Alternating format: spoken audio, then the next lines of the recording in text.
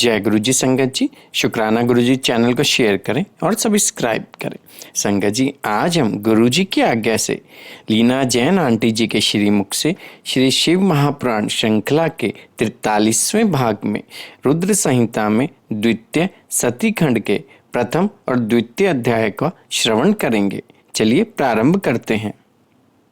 जय गुरु जी। संगत जी, गुरु जी महाराज की असीम कृपा और आशीर्वाद से आज हम श्री शिव महापुराण की रुद्र संहिता के द्वितीय सती खंड का प्रारंभ करते हुए प्रथम और द्वितीय अध्याय की वांछना करने जा रहे हैं।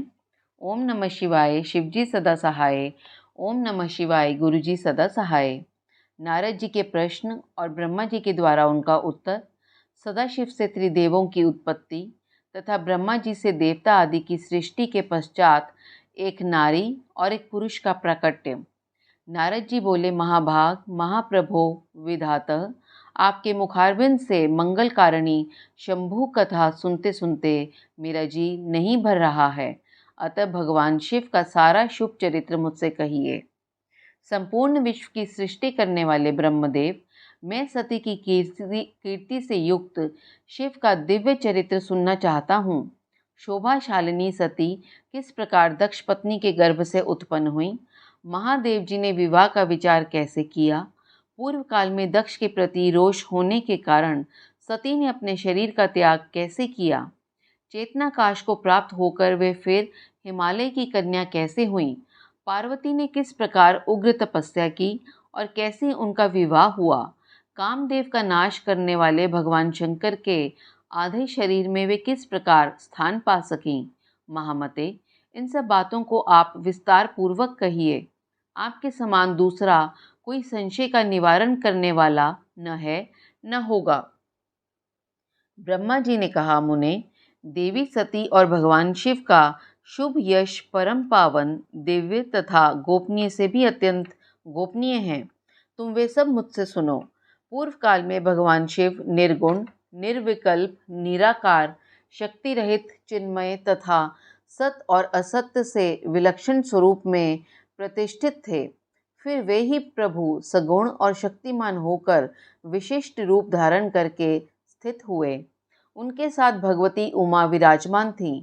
विप्रवर, वे भगवान शिव दिव्य आकृति से सुशोभित हो रहे थे। उनके मन में कोई विकार नहीं था। वे अपने परात्पर स्वरूप में प्रतिष्ठित थे। मुनि श्रेष्ठ, उनके बाएं अंग से भगवान विष्णु, दाएं अंग से मैं ब्रह्मा और मध्य अंग अर्थात हृदय से रुद्रदेव प्रकट हुए।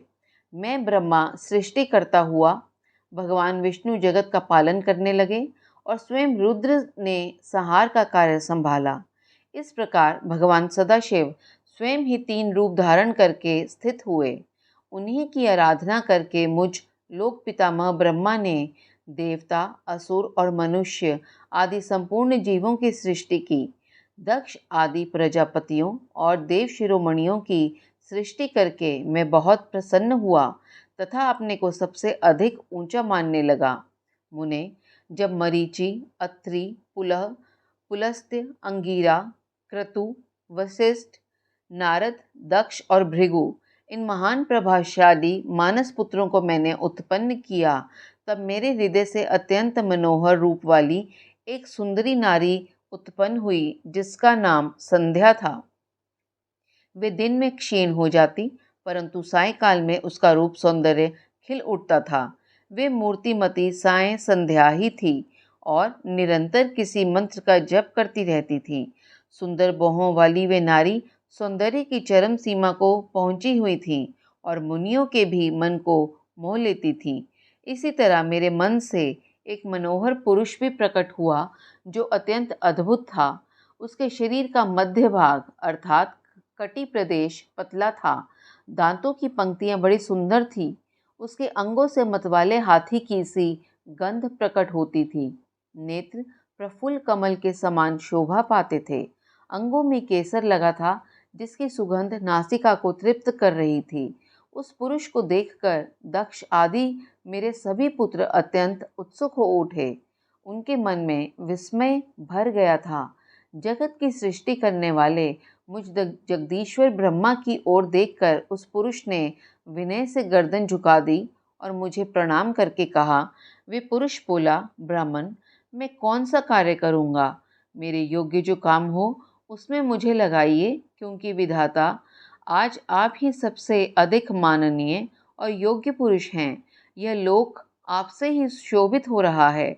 ब्रह्मा जी ने कहा, भद्र पुरुष, तुम अपने इसी स्वरूप से तथा फूल के बने हुए 5 बाणों से स्त्रियों और पुरुषों को मोहित करते हुए सृष्टि के सनातन कार्य को चलाओ।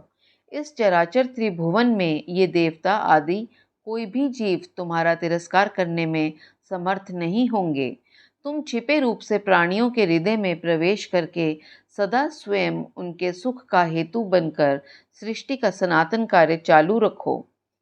समस्त प्राणियों का जो मन है वे तुम्हारे पुण्यमय बाण का सदा अनायास ही अद्भुत लक्ष्य बन जाएगा और तुम निरंतर उन्हें मदमत किए रहोगे। यह मैंने तुम्हारा कर्म बताया है जो सृष्टि का प्रवर्तक होगा, और तुम्हारे ठीक ठीक नाम क्या होंगे इस बात को मेरे ये पुत्र बताएंगे। सुरश्रेष्ठ, ऐसा कहकर अपने पुत्रों के मुख की ओर दृष्टिपात करके मैं क्षण भर के लिए अपने कमल में आसन पर चुपचाप बैठ गया। संगत जी, इसके साथ ही शिव महापुराण की रुद्र संहिता के द्वितीय सृष्टि खंड माफ कीजिएगा द्वितीय सती खंड का अध्याय प्रथम और द्वितीय संपन्न हुआ। जय गुरु जी। शुक्राना गुरु।